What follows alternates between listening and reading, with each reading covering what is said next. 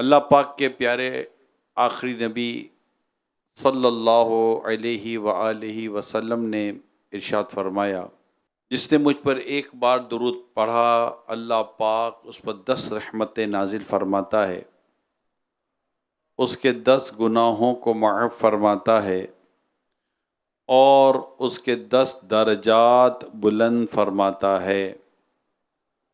صلو علی الحبیب صلی اللہ تعالی علی محمد وعلی آلہ وصحبہ وبارک وسلم۔ صلاۃ و سلام علیک یا سیدی یا سیدی یا سیدی، یا مکی یا مدنی یا قرشی یا ہاشمی یا مطلبی یا رسول اللہ صلی اللہ تعالی علیہ وآلہ وسلم۔ ایک بزرگ رحمۃ اللہ تعالی علیہ نے مسجد کے دروازے پر شیطان کو دیکھا۔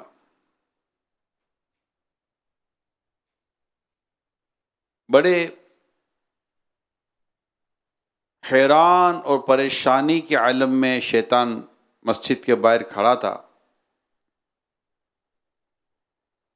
حضرت نے دیکھ کر پوچھا، کیا بات ہے؟ شیطان نے کہا، اندر دیکھیے۔ تو انہوں نے اندر دیکھا تو ایک شخص نماز پڑھ رہا تھا اور ایک آدمی مسجد کے دروازے کے پاس سو رہا تھا۔ شیطان نے بتایا کہ وہ جو اندر نماز پڑھ رہا ہے نا، اس کے دل میں وسوسہ ڈالنے کے لیے میں مسجد کے اندر جانا چاہتا ہوں، لیکن جو دروازے کے قریب سو رہا ہے یہ روزہ دار ہے۔ یہ سویا ہوا روزہ دار جب سانس باہر نکالتا ہے تو اس کی وہ سانس میرے لیے شعلہ بن کر مجھے اندر جانے سے روک دیتی ہے۔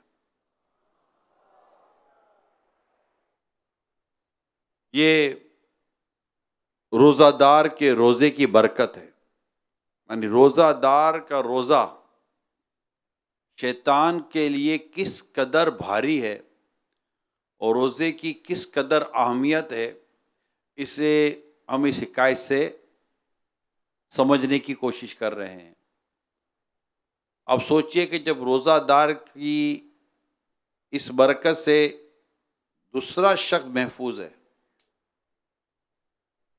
تو خود روزہ دار کتنا محفوظ رہے گا۔ اگر روزہ ہو پھر روزہ،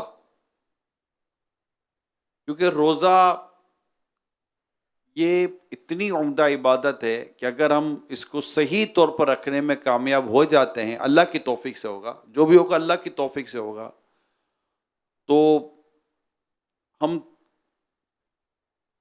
اس کا جو مقصد ہے نا، لعلکم تتقون، اللہ پاک نے چاہا تو یہ پانے میں کامیاب ہو جائیں گے۔ جیسا کہ اللہ پاک نے قرآن کریم میں ارشاد فرمایا، سورہ بقرہ آیت نمبر 183، یا ایھا الذین آمنوا کتب علیکم الصیام کما کتب علی الذین من قبلکم لعلکم تتقون۔ اے ایمان والو، تم پر روزے فرض کیے گئے جیسا تم سے پہلے لوگوں پر فرض کیے گئے تھے تاکہ تم پرہیزگار بن جاؤ۔ تو اول تو یہ کہ یہ ہمیں پتہ چلا کہ روزہ ایک قدیم عبادت ہے اور پہلے بھی روزے رکھنے کا سلسلہ چلا آ رہا ہے، جو پہلے کی امتیں تھیں ان میں، پھر اس کی پوری ایک تفصیل ہے۔ مگر یہاں جو روزے کا جو اصل مقصد بیان کیا گیا، بنیادی مقصد بیان کیا، وہ تھا لعلکم تتقون، تاکہ تمہیں تقوی نصیب ہو، تمہیں پرہیز گاری نصیب ہو۔ تقوی جو عموماً ہم سنتے ہیں، متقی بن گیا، متقی آدمی ہے، بڑا تقوی والا شخص ہے، تقوی ہونا چاہیے، پرہیزگاری ہونی چاہیے، یہ ہم لفظ سنتے رہتے ہیں۔ کوئی مسلمان کے لیے یہ لفظ اتنا کوئی نیا ہے نہیں، مگر اس کا معنی کیا ہے، اصل معنی، اس کی بنیادی جو اس کی ایک ڈیفینیشن ہے، اس کو سمجھنا بہت ضروری ہے۔ عذاب کا سبب بننے والی چیز، یعنی ہر چھوٹے بڑے گناہ سے نفس کو بچایا جائے، اسے تقویٰ کہتے ہیں۔ اب روزہ اور تقویٰ، ہم اس کو سمجھنے کی کوشش کرتے ہیں۔ دیکھیے، رسول اکرم نور مجسم صلی اللہ علیہ وآلہ وسلم نے ارشاد فرمایا، بہت سے روزہ دار ایسے ہیں جنہیں اپنے روزوں سے بھوک و پیاس کے علاوہ کچھ حاصل نہیں ہوتا۔ اب چونکہ ماہ رمضان میں جو سب سے اہم اور بنیادی عبادت ہے وہ روزہ ہے، تو روزہ کو جو ہم سمجھنے کی کوشش کریں، یعنی کہ اس کا جو میں نے حدیث سنائی کہ اس کو کہ بہت سے روزہ دار ایسے جنہیں اپنے روزوں سے بھوک و پیاس کے علاوہ کچھ حاصل نہیں ہوتا، اس کا ایک معنی یہ ہے کہ کوئی شخص روزہ رکھ کر حلال کھانے سے تو رک جائے، شربت نہیں پی رہا، بریانی نہیں کھا رہا، اور بھی 10 قسم کی حلال، پانی نہیں پی رہا، یار رکا ہوا ہے نا، حلال چیز سے پانی تو حلال ہے، لیکن چونکہ اب اس کا روزہ ہے تو اس کو پانی پینے کی اجازت نہیں ہے، ورنہ تو روزہ ٹوٹ جائے گا۔ تو سمجھنا یہ ہے کہ کوئی شخص روزہ رکھ کر حلال کھانے سے تو رک جائے، لیکن لوگوں کا گوشت کھاتا رہے، یہ کیسے؟ اب یہ لوگوں کا گوشت کون کھائے گا؟ غیبت کیا ہے؟ غیبت کرنا کسے کہتے ہیں؟ اپنے مرے ہوئے بھائی کا گوشت کھانا۔ تو اب ویسے تو یہ حلال، جو چیزیں حلال تھیں، یہ اس کو ترک کر رہا ہے کہ میرا روزہ ہے، لیکن اس کے علاوہ جو چیز ہے ہی حرام، غیبت، اس سے نہیں رک رہا، یہ کبیرہ ہے۔ یہ بھی معنی ہے کہ حلال کھانے پینے اور جو مرد و عورت کے جو شوہر بیوی کے جو معاملات ہوتے ہیں، اس سے تو خود کو بچائے، لیکن حرام دیکھنے، حرام بولنے، حرام سننے، حرام کام کرنے سے خود کو نہ بچائے۔ مثلا فلمیں ڈرامے دیکھے، گانے باجے سنے، اس سے خود کو نہ بچائے۔ بازار وغیرہ میں جا کر بدنگاہی کرے، اس سے خود کو نہ بچائے۔ حرام بولنا، گالم گلوچ کرے، اس سے خود کو نہیں بچا رہا۔ جھوٹ بولنے سے خود کو نہیں بچا رہا، الزام تراشی کرنے سے خود کو نہیں بچا رہا۔ حرام سننا، یوں کہ گانے سنے، غیبت کی طرف کان لگائے۔ حرام کرنا، یوں کہ دوسروں کا دل دکھانے، مار دھار کرے، برا بھلا کہے، تان و تشنی کرے، میں اسی کام میں لگا رہے۔ حرام کمانا، یوں کہ کاروبار میں جھوٹ، خیانت، ملاوٹ، دھوکے سے باز نہ آئے، یا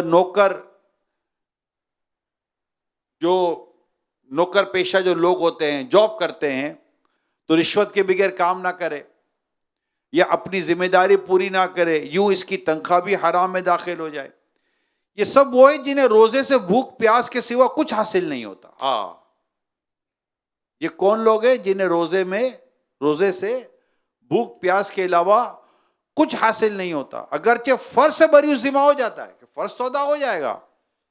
ائمہ دین نے روزے کے جو باطنی آداب بیان کیے ہیں، اس کو میں بیان کروں اس سے پہلے اس کو مزید تھوڑا سا کلیئر کر لیتے ہیں کہ روزے میں ہمارے سامنے کھانا ہے، پینا ہے، ہم نہیں کر رہے نا، لیکن ہو کیا رہا ہے؟ غیبت کر رہا ہے، چگلی کر رہا ہے، دل آزاری کر رہا ہے، گانے سن رہا ہے، فلمیں دیکھ رہا ہے، گالم گلوچ کر رہا ہے، حرام کما رہا ہے۔ ارے بھائی، روزہ ہے تاکہ تمہیں تقوی نصیب ہو، تمہیں پرہیزگاری نصیب ہو۔ تم نے خود تو کھانا پینا بند کر دیا، اب تم بازار میں جا کر ملاوٹ بھی کر رہے ہو۔ بھائی کیوں کر رہے ہو؟ تم بیٹھ کے غیبتیں کر رہے ہو، بیٹھے ہوئے آپس میں۔ اب جیسے کہ اس وقت تو صبح ہو گئی، ایک تعداد ہے جو اٹھ کے جائے گی، کاروبار کرے گی، نوکری جائے گی، بازار میں جائے گی، آفس پہ جائے گی۔ اب روزے سے بھی ہیں، غیبت بھی کرنی ہے، روزے سے ہیں، بدگمانی بھی کرنی ہے، روزے سے ہیں، گالیاں بھی دینی ہیں، روزے سے ہیں، دل آزاریاں بھی کرنی ہے، روزے سے ہیں، الزام تراشیاں بھی کرنی ہے، کسی پر جھوٹے الزامات بھی لگانے، روزے سے ہیں، بالکل جی ہاں، میں تو خود مجھے پتا ہے یہ مطلب کوئی ڈھکی چھپی چیز نہیں ہے، رمضان، روزہ، سب اپنی جگہ پر، مگر رشوت سے باز نہیں آتا، بالکل میں جانتا ہوں، میں جانتا ہوں، اور یہ دعوت اسلامی میں آنے کے بعد نہیں، میں دعوت اسلامی سے پہلے سے جانتا ہوں، بالکل روزے سے ہوں گے، مگر اللہ کی پناہ رشوت سے باز نہیں آتا، اللہ کی پناہ، بلکہ معاذ اللہ ثم معاذ اللہ، میں کیا آپ کو عرض کروں، رمضان المبارک میں تو رشوت کا جیسے کہ ریٹ بڑھ جاتا ہے،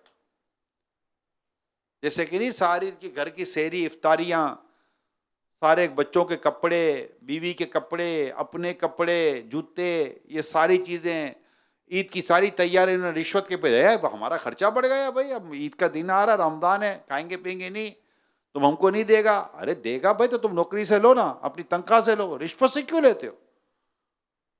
عجیب حرام منہ کو لگا ہوا ہے، عجیب حرام منہ کو لگا ہوا ہے۔ اب میں یہاں ایک بات بھی وضاحت کر دوں، رات بدری مذاکرے میں بھی رشوت کے تعلق سے کچھ باتیں بیان ہوئی، لیکن میرا اپنا پریکٹیکل، اگر اللہ کرے کہ جن کے لیے میں کہہ رہا ہوں اگر وہ سن لیں، بعضوں کی رشوت لینے کی تو عادت ہے، گندی عادت ہے رشوت لینے کی، ظلم کریں گے، زیادتی کریں گے، لیکن بعضوں کو رشوت دینے کی عادت ہے، بد تعلقات سیٹ رہے، بنی رہے، کبھی بھی کام پڑ سکتا ہے بھائی، یعنی ایک تو وہ ایک رشوت دینے کی جو ایک انتہائی صورت ہوتی ہے، اس کا تو کوئی واسطہ ہی نہیں ہے نا، بس چلتے پھرتے رکھ لے، رشوت کے طور پر ہزار کام، ہزاروں چیزیں رشوت کے طور پر گویا کہ یہ کر رہے ہوتے ہیں، وہ بھی حرام کر رہے ہیں۔ اب ایک طرف حلال چیزوں سے بچنا، کلی کی 4 دفعہ تھوکیں گے، عام دنوں میں نہیں، روزے 4 دفعہ تھوکیں گے، نہیں بھائی ہلکا سا پانی کا نہ روزہ ٹوٹ جائے گا، حالانکہ منہ میں کلی ہے، 2-4 جھٹکے اندر دھکے مار دے گا، قطرے وطرے، تو کس کو پتا بھائی، کس سے بولنے کی ضرورت نہیں تھی، نہیں روزہ ٹوٹ جائے گا۔ اچھی عادت ہے، یہ اچھا کام کر رہے کہ پانی نہ اندر جائے، روزہ نہ ٹوٹے، روزے کی حفاظت کی سوچ ہے، مگر پانی تو حلال تھا نا، تم نے حلال کام چھوڑ دیا، حلال چیز کو ترک کر دیا تاکہ روزہ نہ ٹوٹے، اور وہ چیز جو حرام تھی، غیبت حرام، چگلی حرام، رشوت حرام، گانے حرام، فلمیں حرام، بد نگاہی حرام، بدگمانی حرام، دل آزاری حرام، ماں باپ کو ستانا بلا اجازت شرعی، یہ ماں باپ کو ستانا حرام بلا اجازت شرعی، دل آزاری حرام، بلا اجازت شرعی نماز قضا کرنا حرام، یہ جو اتنے حرام کام جو روزے میں کرنے کے لیے بیٹھا ہے، اس کا کیا؟ اب یہ جو میں نے ساری تفصیل بیان کی، کان کے ذریعے حرام، تو آنکھ کے ذریعے حرام، تو کمانے کے ذریعے حرام، تو یہ کرنے والے، اور یہ ساری چیزیں جو میں نے بیان کی، ان تمام تر بیان کے بعد تفسیر صلاۃ الجنان میں کیا لکھا ہے؟ لکھا ہے یہ سب وہ ہیں جنہیں روزے سے، یعنی اوپر وہ حدیث، اس حدیث کو دوبارہ پیش نظر رکھیں کہ نبی پاک صلی اللہ علیہ وآلہ وسلم کیا فرمایا، مسند احمد کی حدیث ہے کہ آپ صلی اللہ علیہ وسلم کیا فرمایا، بہت سے روزہ دار ایسے ہیں جنہیں اپنے روزوں سے بھوک و پیاس کے علاوہ کچھ حاصل نہیں ہوتا، کچھ حاصل نہیں ہوتا، اور اب میں نے اس کی تفصیل بیان کی، صلاۃ الجنان سے میں نے تفصیل بیان کی کہ وہ کون کون سے حرام چیزیں تھی جو اس پہ بیان کی گئی ہیں وغیرہ کے ساتھ، اور آخر میں آ کر اینڈ میں کیا، یہ سب وہ چیزیں، یہ وہ سب حرام جو اوپر حرام کام بیان کیے گئے، ناجائز کام بیان کیے گئے، نہ کرنے والے کام بیان کیے گئے جو روزے میں کر رہے ہیں، یہ سب وہ ہیں جنہیں روزے سے بھوک، یہ کرنے والے کو روزے میں بھوک اور پیاس کے سوا کچھ حاصل نہیں ہوتا۔ شرعی مسئلہ یہ ہے کہ اگرچہ فرض سے بری ذمہ ہو جاتا ہے، اس کا فرض ادا ہو جاتا ہے، لیکن وہ روزے کی روحانیت و تقوی، وہ پرہیزگاری جس کو حاصل کرنا تھا، اس کا کیا؟ بزرگوں نے جو آداب بیان کیے روزے کے، میں اس کو اب میں تھوڑا سنیے گا. پہلا ادب، نگاہیں جھکا کر رکھیں اور انہیں ہر مذموم و مکروہ چیز دیکھنے سے بچائیں. نگاہوں کی حفاظت اور دل کو ذکر الہی سے غافل کرنے والی چیزوں کے متعلق سوچنے سے محفوظ رکھیں. یعنی آنکھ کی حفاظت بہت ضروری ہے. عام دنوں میں بھی کرنی ہے، جنرلی بھی کرنی ہے، روزہ رمضان کے علاوہ بھی کرنی ہے، روزہ ہو یا نہ ہو. مگر خاص طور پر ایک ایسی عبادت، روزے جیسی عبادت ہم کر رہے ہیں، روزہ الحمدللہ ہمارا ہے. اب روزہ رکھ کر بھی آدمی آنکھوں کو اتنے آزاد کر دے، کہاں کا تک بنتا ہے؟ قرآن میں آنکھوں کی خیانت کا ذکر ہے. آنکھیں بھی خیانت کرتی ہیں. یعنی جن چیز کو نامحرم عورت کو دیکھنے کے ساتھ ساتھ جن چیزوں کو دیکھنے سے اللہ نے منع کیا ہے ان کو دیکھنا، اسے قرآن میں آنکھوں کی خیانت کہا گیا ہے. آنکھیں خیانت کرتی ہیں، نہ دیکھے. اب تو تماشا یہ ہے، اللہ پاک ہمارے حال پر رحم فرمائے. ہم تو مغرب میں یہیں ہوتے ہیں، غروب آفتاب جب ہوتا ہے افطار کا وقت ہم یہیں ہوتے ہیں. مگر جو اب پتہ چلتا ہے وہ میں آپ کے ساتھ شیئر کرتا ہوں. اللہ کرے ایسے لوگ ہمیں دیکھ رہے ہوں، سن رہے ہوں، یا کوئی ان تک ہمارا یہ ویڈیو کلپ اللہ کرے پہنچ جائے کہ ماہ رمضان میں عین افطار کے وقت الحمدللہ جب ہم فیضان مدینہ میں کیبن میں بیٹھ کر فیضان مدینہ میں مسجد میں بیٹھ کر جب ہم دعا کر رہے ہوتے ہیں، افطار کا وقت ہوتا ہے اور ہزاروں لوگ رو رو کر دعائیں کر رہے ہوتے ہیں. الحمدللہ امیل سنت بھی یہاں تشریف فرما ہوتے ہیں، دعا کر رہے ہوتے ہیں، اور نہ جانے کہاں کہاں یہ دعائیں دیکھی جا رہی ہوتی ہیں. اب کوئی کہنے والے کہتے ہیں یار ایک تو آپ ہو اور ایک دعوت اسلامی اور دینی ماحول یا مدنی چینل، دوسری طرف ایک وہ طبقہ جو مدنی چینل پہ دعا میں نہیں ہے مگر افطار وہ ٹی وی پر ہی کر رہا ہے. افطار وہ ٹی وی پر ہی کر رہا ہے، اس کے سامنے مدنی چینل نہیں چل رہا مگر اس کے سامنے ایک ایسا چینل یا ایسا پروگرام چل رہا ہے کہ جو عین دعا کے وقت، یعنی سامنے افطار کی ساری تیاری ہے، وہ ہاتھ بھی اٹھا کر بیٹھا ہوا ہے، کچھ دل میں یا منہ سے دعا بھی کر رہا ہے، سامنے ٹی وی چل رہا ہے، اس میں اشتہار آ رہا ہے، اس میں عورت آ رہی ہے، اس میں میوزک آ رہا ہے، اس میں عجیب و غریب معاملات آ رہے ہیں. یار سمجھ نہیں آتی یہ ہوگا کیا. اب یہ مطلب کہ عجیب و غریب اور عجیب صورتحال ہو گئی نا. مطلب کہ بندہ گناہ افطار کے وقت کیسے، گناہ تو گناہ ہے، کرنا ہی نہیں ہے، مگر عین افطار کے وقت جبکہ قبولیت دعا کا وقت ہے، بندہ چلے مدنی چینل، اللہ کرے مدنی چینل پر رہیں، ایک لمحہ ہے. لیکن اب یہاں جو افطار کا وقت ہے، ضرورت تو نہیں ہے کہ دنیا بھر میں یہی افطار کا وقت نہ ہے، اور ہے بھی نہیں، یہ تو کراچی کا ایک حساب کتاب ہے. لیکن جب اس کے باہر دیکھتے ہیں تو پھر وقت بدلتا رہتا ہے، کسی کا وقت بعد میں آئے گا، کسی کا وقت پہلے آئے گا، اور دنیا کا الگ الگ نظام ہے. مگر یہ کہاں کی مطلب کہ سمجھ نہیں آتی ہے، کیا بولوں میں ان لوگوں کو، یہ کیا چیز ہے کہ آپ افطار کے وقت بھی گناہ سے باز نہیں آ رہے.